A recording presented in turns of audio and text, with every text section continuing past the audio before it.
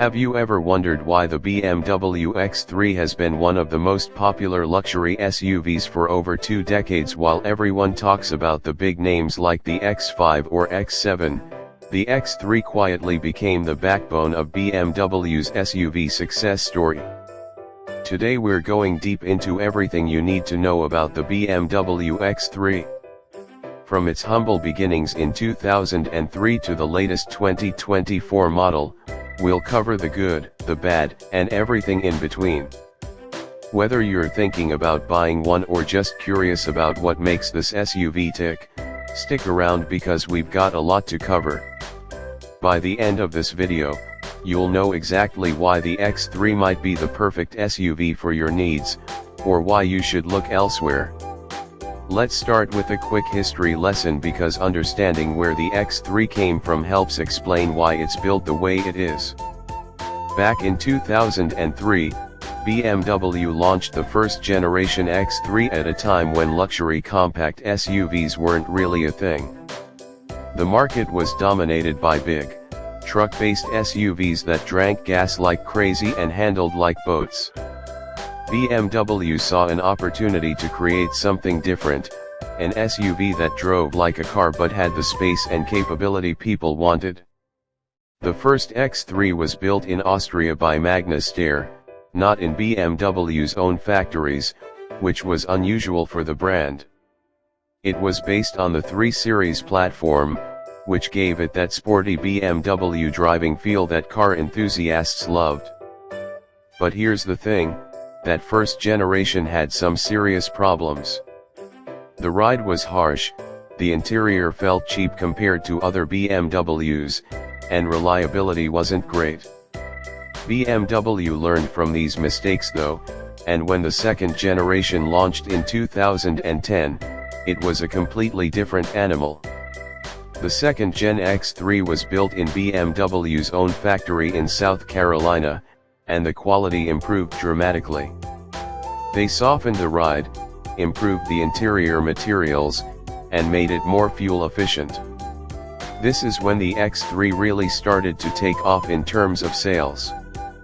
The third generation, which launched in 2017 and is still current today, took everything good about the second gen and made it better. Now let's talk about what you get when you buy a current X3. The base model is the X330i, which comes with a 2.0-liter turbocharged 4-cylinder engine. This engine produces 248 horsepower and 258 pound-feet of torque. I know those numbers might not sound crazy impressive, but here's what matters: this engine feels really smooth and responsive in daily driving. The turbo lag is minimal, and it has enough power to merge onto highways without drama. You also get BMW's xDrive all-wheel drive system as standard, which is great for traction in snow or rain. The fuel economy is pretty reasonable too, you're looking at around 26 miles per gallon combined. If you want more power, there's the X3 M40i, which has a 3.0-liter turbocharged straight-six engine. This one puts out 382 horsepower and 365 pound-feet of torque. The difference in performance is huge. This thing can go from 0 to 60 in just 4.4 seconds, but you'll pay for that performance at the gas pump, with fuel economy dropping to around 23 miles per gallon combined. For those who want maximum performance, there's the X3M and X3M competition.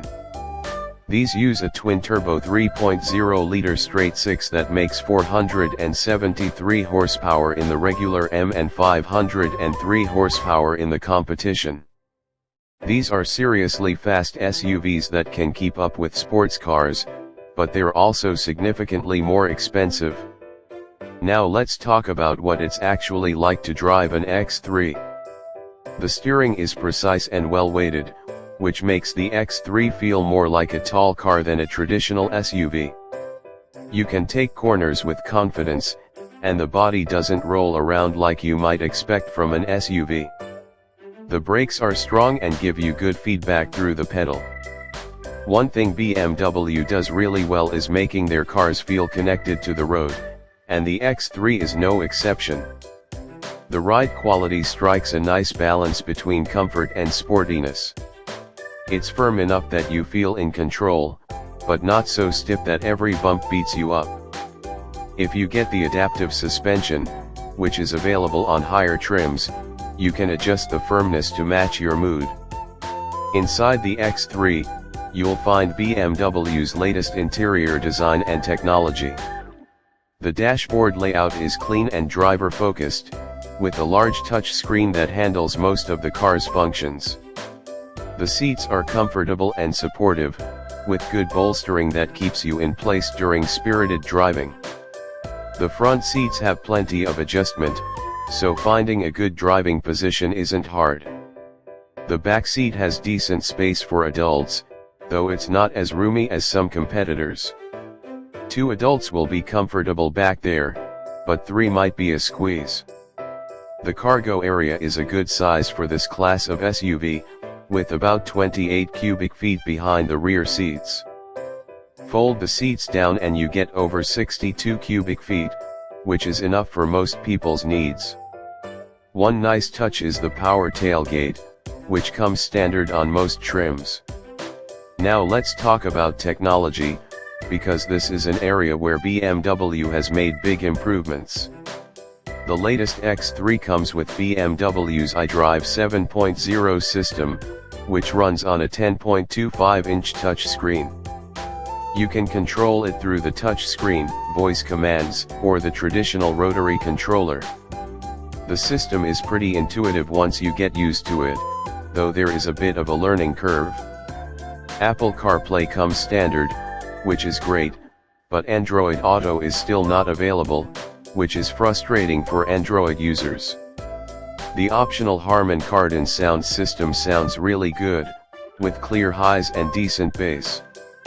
For safety, the X3 comes with a good set of standard features. You get automatic emergency braking, blind spot monitoring, and lane departure warning. Optional features include adaptive cruise control, lane keeping assist, and a surround view camera system.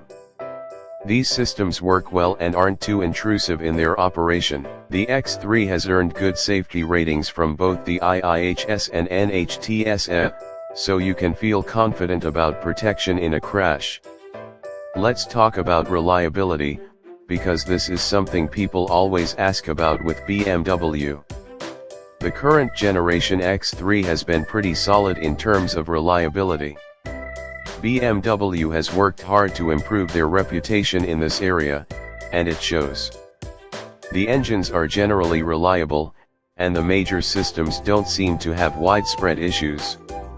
That said, this is still a German luxury car, so maintenance costs are higher than a Toyota or Honda.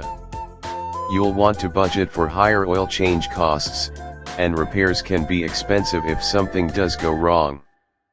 The warranty coverage is decent, 4 years or 50,000 miles for the basic warranty. BMW also includes free maintenance for the first 3 years, which helps offset some of the higher costs. Now let's compare the X3 to some of its main competitors. The Audi Q5 is probably the closest rival, and it's a tough choice between the two. The Q5 has a slightly nicer interior and a smoother ride, but the X3 is more fun to drive. Both are reliable and well built, so it often comes down to personal preference. The Mercedes GLC is another strong competitor. It has the most luxurious interior of the three, but it's not as engaging to drive as the X3. If comfort is your priority, the GLC might be the better choice. If you want something more affordable, the Volvo XC60 offers a lot of value. It's not as sporty as the X3, but it's very comfortable and has excellent safety features. The Lexus NX is the most reliable option in this class, but it's also the least exciting to drive. For those who prioritize dependability above all else, it's worth considering. Let's talk about pricing. because this is where things can get complicated with the X3. The base X3 30i starts at around 45,000, which is competitive for this segment. But here's the thing about BMW, the options can add up quickly. Features that come standard on some competitors are often optional on the X3. By the time you add the features most people want, you're easily looking at 50,000 to 55,000. The M40i starts around 56,000, and loaded examples can push 65,000 or more. The X3M models start around 70,000 and can easily exceed 80,000 with options. These prices might seem high, but luxury SUVs in this segment generally aren't cheap. The resale value of the X3 is pretty good, which helps justify the higher purchase price. BMWs tend to hold their value better than some competitors, especially if you get popular options and colors. Let's discuss some common complaints owners have about the X3. One frequent complaint is about the infotainment system. While it's gotten better over the years, some people still find it complicated compared to simpler systems. The lack of Android Auto is a real problem for Android users. Another complaint is about the firm ride quality. While some people love the sporty feel, others find it too stiff for daily driving. The optional adaptive suspension helps, but it adds to the cost. Some owners also complain about wind noise at highway speeds. It's not terrible, but it's more noticeable than in some competitors. The backseat space is another common complaint. While it's adequate for most people, families